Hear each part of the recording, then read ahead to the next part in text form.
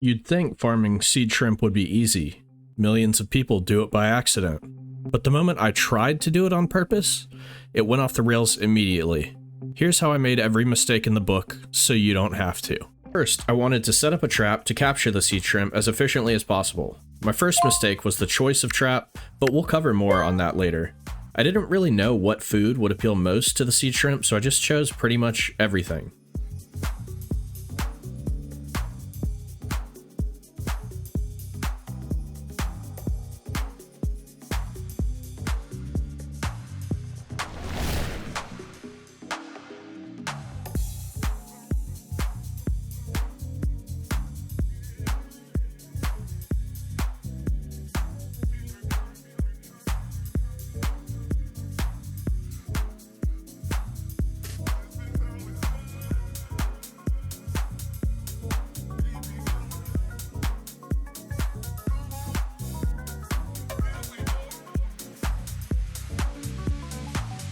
I pre-filled the tube with water so the bait wouldn't launch out when I placed it into the tank.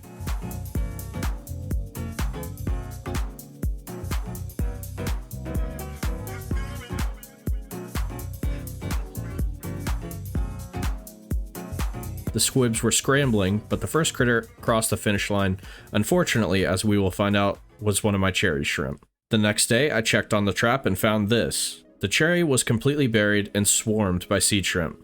Looking from outside the bottle, there was not too much movement going on in the trap. Now it was time to prepare the vessel. One goal I had for this enclosure was not only to culture a lot of seed shrimp, but I also wanted to be able to watch them flying around all over the place because they look like they're piloting mini Jetsons cars.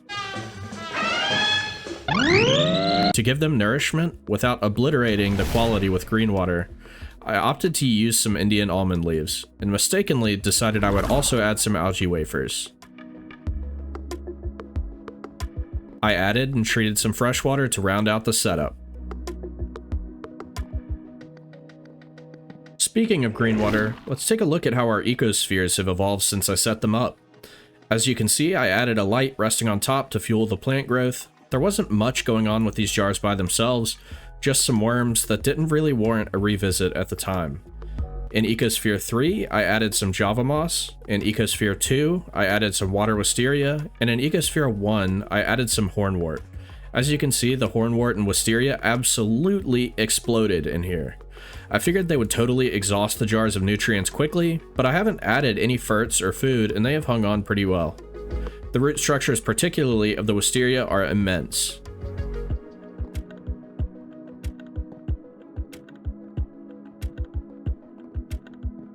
Sphere 1 also had an interesting fungal growth going on. Now let's get back to the squib jar.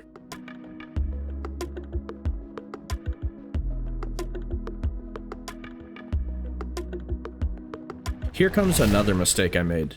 Dead shrimp, food and all. I poured it into the main jar. I'm not exactly sure why I did this. I guess I was figuring since the seed shrimp are detritivores, it probably wouldn't make that big of a difference, and I would check it in the morning anyway.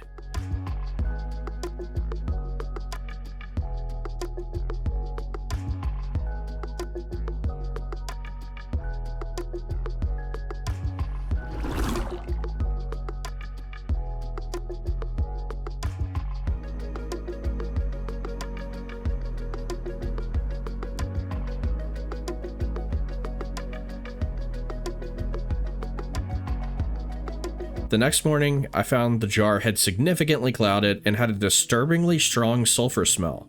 There were still some seed shrimp swimming around, but this was pretty much a catastrophic failure and needed to be addressed. I performed a very large water change.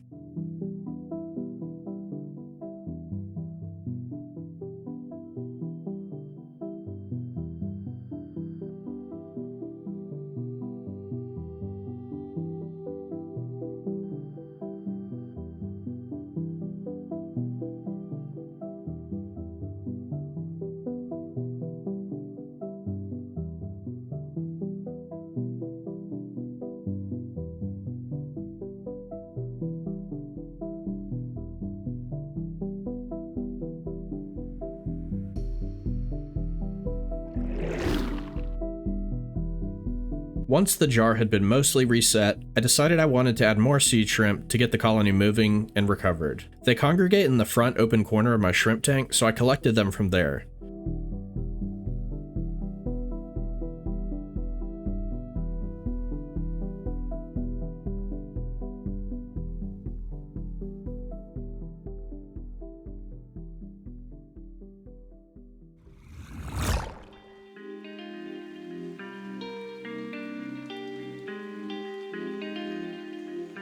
The next day, the jar was much clearer, but was stained from the tannins from the leaves, which is not really a concern. I also noted a decent amount of movement from the residents. At this point, I was starting to doubt my ability to freestyle this, so I decided to set up a backup solution using Greenwater just in case something failed additionally, and the leaves weren't enough. I added some Greenwater that did have some sea shrimp in it into a jar half filled with aquarium water. Once I got this one Greenwater culture going, I'm not sure why I didn't make backup cultures already, but I'll be happy to have this.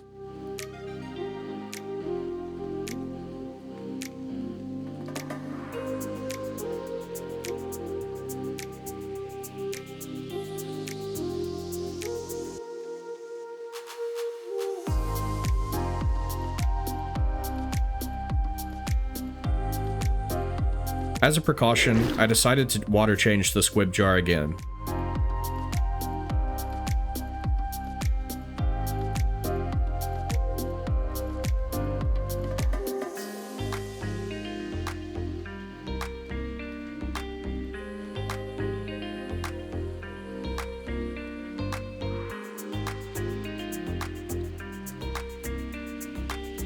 Thinking about water quality issues, I decided we could use some beneficial bacteria and harvested some very well-seasoned crushed lava rock from a long-time established aquarium.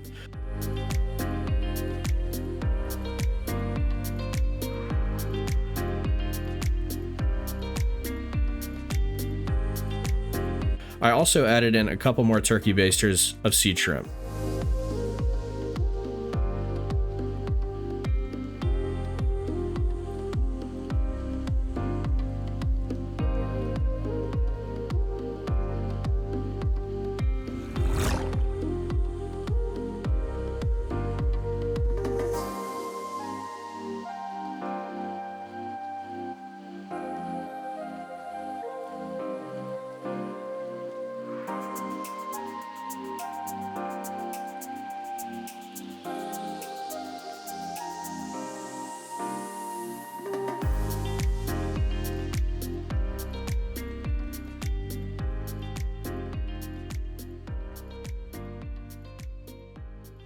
After sleeping on it, I decided that we did need even more beneficial bacteria, so I went to scoop up some basically free lava rock from Home Depot.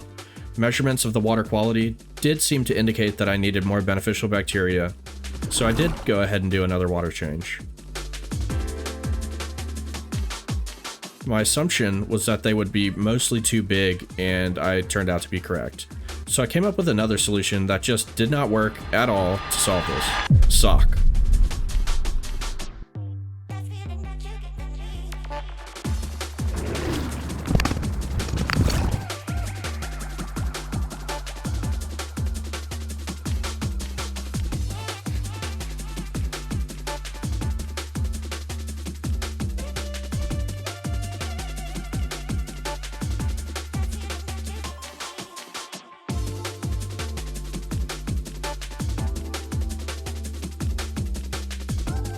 As per usual, forgot to rinse the rocks, mud and dust everywhere.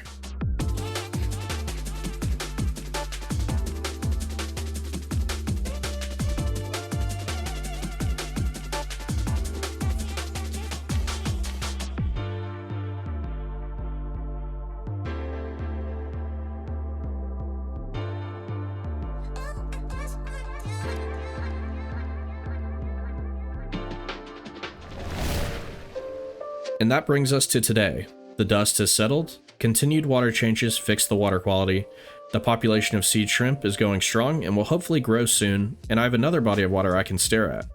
Thanks so much for watching, subscribe for more aquatic projects, and have a wonderful rest of your day.